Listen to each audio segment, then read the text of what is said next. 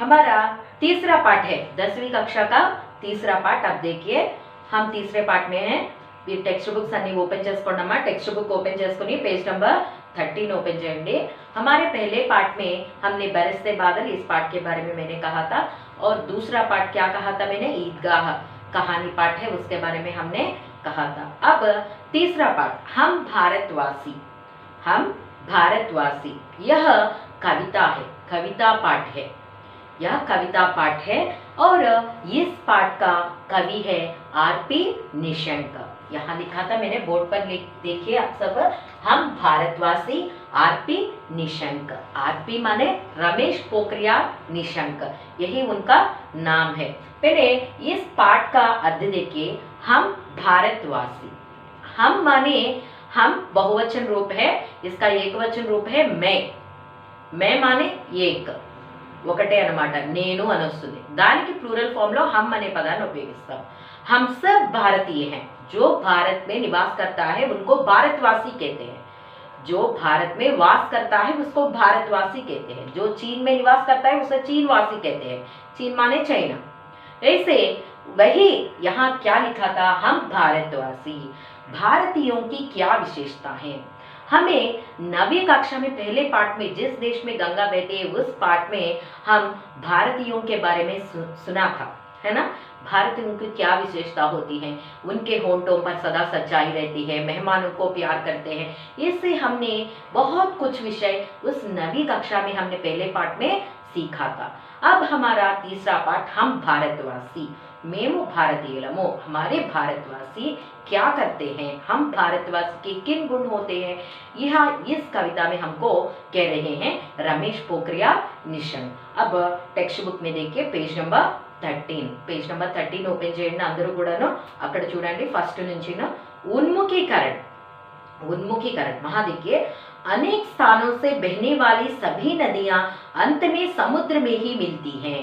अनेक स्थानों से बहने वाली, अनेक, अनेक माने चाला, एक అంటే ఒక, స్థానం से बहने वाली, बहना माने టు ఫ్లో అని అర్థం అన్నమాట। బహనా మానే టు ఫ్లో, అనేకమైన నదుల నుంచి వచ్చేటువంటి నీరంతా కూడా, బెహన్ అంటే సిస్టర్ అనేటువంటి మీనింగ్ కూడా వస్తుంది, కానీ ఇక్కడ ఏంటంటే బెహనా, బెహనా మానే టు ఫ్లో అనమాట। బెహనీ వాలి సభీ నదియా, అనేకమైన స్థానాల నుంచి ప్రవహించేటువంటి చాలా నదులు ఉన్నాయి, వేర్వేరు నదులు ఉన్నాయి। సపోజ్ ఒక చోట కృష్ణ, ఇంకొక చోట గోదావరి, ఇంకో చోట పెన్న, ఇవన్నీ కూడా అంతమే, అంతమే అంటే ఏంటి, ఆఖిర్ కహా మిల్తీ హై, సముద్ర में मिलती है। చివరాఖరిగా అవి కలిసేటువంటి స్థలం ఏంటది, समुद्रम। इसलिए समुद्र को क्या कहते हैं, सरित पति कहते हैं। सरित पति, सरिता के पति, सरिता माने नदी, नदियों के पति समुद्र, रत्नाकर भी कहते हैं। सभी नदियां अंत में समुद्र में ही विलीन हो जाती हैं, समुद्र में मिलती है, मिलना అంటే కలవడం। उसी प्रकार అదే విధంగా अलग अलग धर्म में, వేరు వేరు ధర్మాలలో పుట్టినటువంటి జన్మ लिए मनुष्य भी, పుట్టినటువంటి మనుషులు కూడా परमात्मा के पास पहुंचते हैं। हम सब कहाँ पहुंचते हैं, आके పరమాత్మ के पास, మనందరం కూడా భగవంతుడి దగ్గరికి వెళ్ళవలసిన వాళ్ళమే। ఏ ధర్మంలో పుట్టినా కూడా, ఎటువంటి ధర్మమైనా కూడా మనం అందరం ఆఖరికి చేయవలసిన గమ్యస్థానమో దేవుడి దగ్గరికి వెళ్ళాలి। కోయి भी धर्म छोटा या बड़ा नहीं होता, ఏ ధర్మము కూడా, ఎటువంటి ధర్మము కూడా చోటా యా బడా, ఇది మాది పెద్దది, మాది మీది చిన్నది, ఇలాంటి పెద్ద చిన్న అనేటువంటి భేదాలు అనేవి లేవు। మానవ జాతి ఏక్ है, हम सब एक है, हम सब मानव जाति हैं, మానవ జాతి ఏక్ है, మానవ ధర్మ ఏక్ है, మన అందరి యొక్క ధర్మము ఒకటే। మానవ జాతి, జాతి అంటే ఏంటి, ఒక మనిషి యొక్క పుట్టుక, మనం ఏ జంతువు ఉందనుకోండి జంతువులే జాతి అని అంట, అలాగా మానవ జాతి, మనమందరం కూడా, మనమందరి ధర్మాలు ఒకటే, మనమందరం కూడా ఒకటే అని ఎవరు చెప్తున్నారు, చివరి చూడండి, స్వామి వివేకానంద, స్వామి వివేకానంద గారు ఈ విధంగా మనకి బోధించడం జరిగిందనమాట। కింద ప్రశ్నలు ఇచ్చారు చూడండి, నదియా కిస్మే విలీన్ హోతీ हैं, నదియా కిస్మే విలీన్ హోతీ हैं, విలీన్ హోనా మానే మిల్నా, నదులన్నీ కూడా ఆఖరికి కలిసేటువంటి గమ్యస్థానం ఏది, समुद्र में मिलती है, वही है आंसर, उसी पैराग्राफ में है, देख लीजिए आप सब।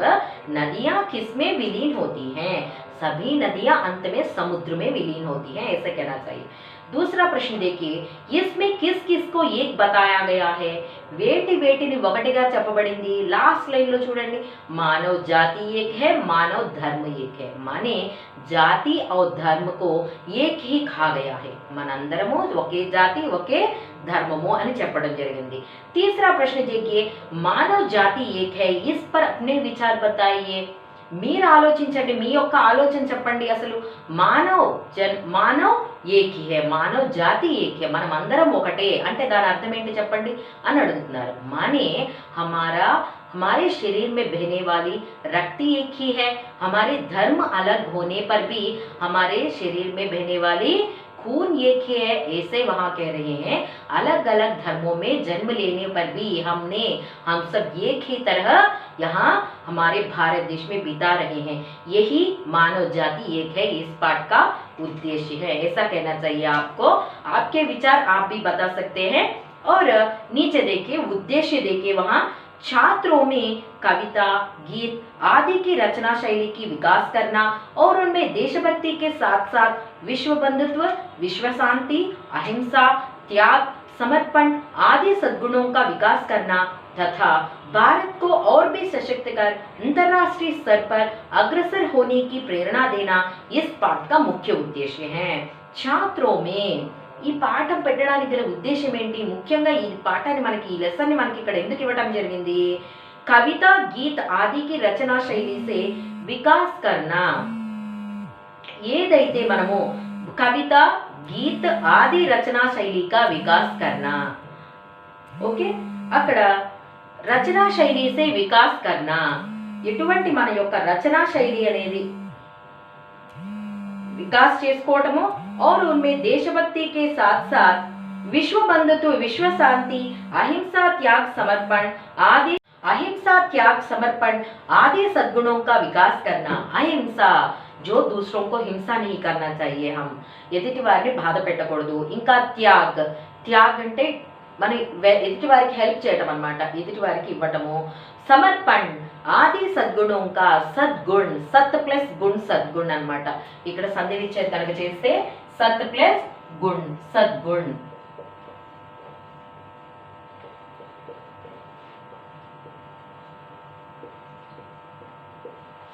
आदि सद्गुणों का विकास करना और तथा भारत को और भी सशक्त कर, सशक्त అంటే సశక్తి అంటే ఇంకా బలోపేతంగా చేయటం అన్నమాట।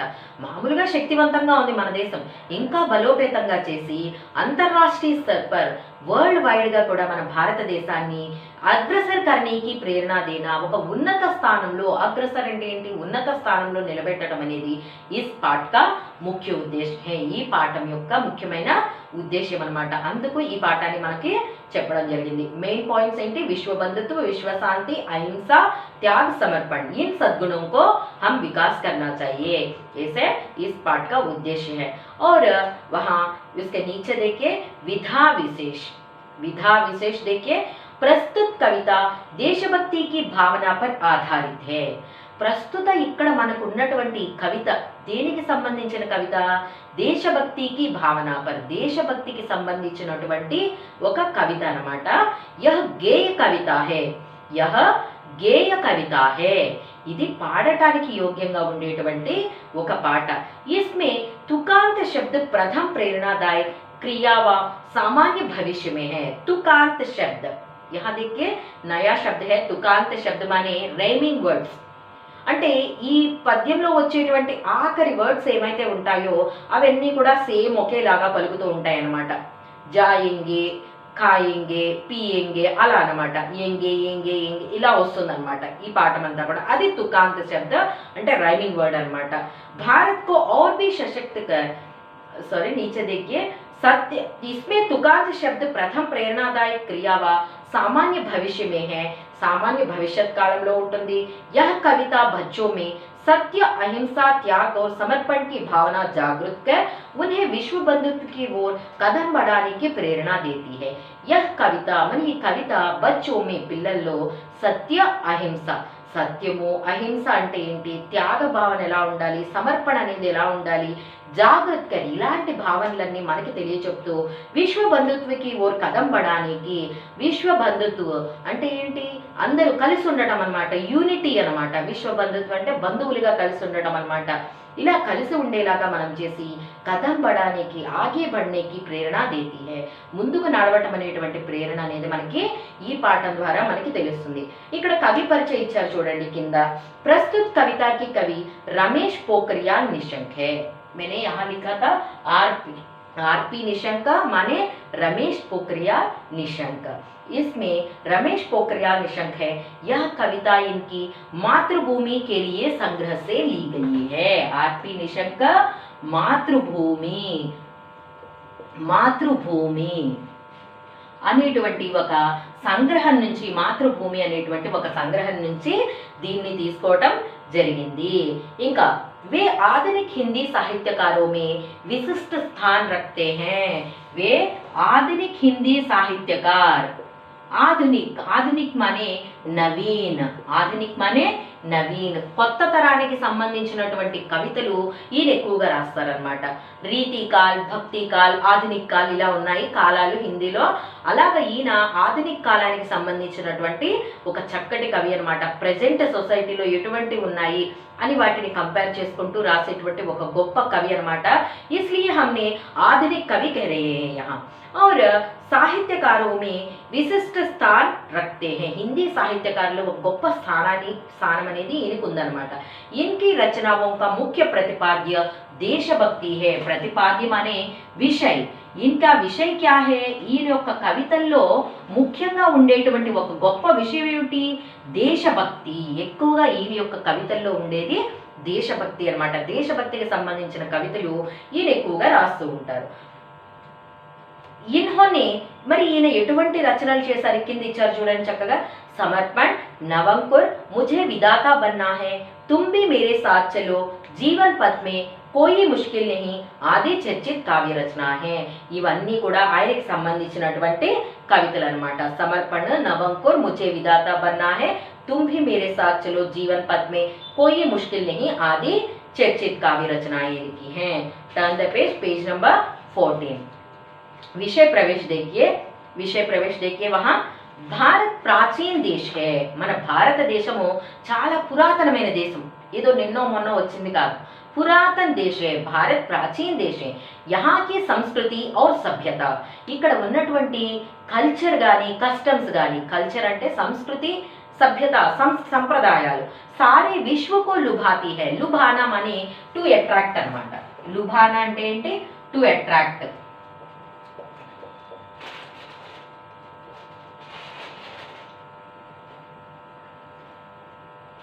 ఎదుటి వారిని ఆలోచింపజేసేలాగా ఉంటాయి, ఇంకా అట్రాక్ట్ చేస్తూ ఉంటాయి అన్నమాట.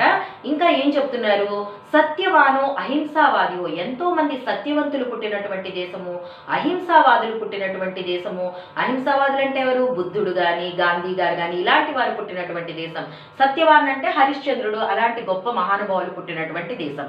సంతో सूफियों, कर्तव्यनिष्ठों, धर्मनिष्ठों और देशभक्तों की पावन भूमि భారత్ దేశ్ హై. ఎంతో మంది కర్తవ్యనిష్ఠులు, ధర్మనిష్ఠులు, దేశభక్తులు పుట్టినటువంటి ఒక పవిత్రమైన దేశము. आज यहाँ का बच्चा बच्चा भी इनके मार्ग पर चलकर विश्व शांति व विश्व बंधुत्व की पवित्र भावनाओं से दुनिया को पावन धाम बनाना चाहता है. आज यहाँ की बच्चा बच्चा, ఈ భూమి మీద పుట్టిన ప్రతి ఒక్క పిల్లవాడు కూడా ఈ రోజు ఇటువంటి మార్గంలో పయనించి చక్కగా విశ్వ శాంతి, విశ్వ బంధుత్వ, చక్కగా శాంతిగా ఉండాలి, పీస్ అనేది ఉండాలి, యూనిటీ అనేది ఉండాలి. ఈ రెండిటి యొక్క పవిత్ర భావనలు నెలకొల్పడానికి ఇలాంటివి కనుక మనం నెలకొల్పితే ఈ ప్రపంచాన్ని మనము पावन पवित्र भूमि बना सकते हैं. ऐसे कह रहे हैं यहाँ. हम नेक्स्ट वीक यह पार्ट में कहते हुए नेक्स्ट क्लास में हम इसको प्रोसीड करेंगे. Okay, welcome.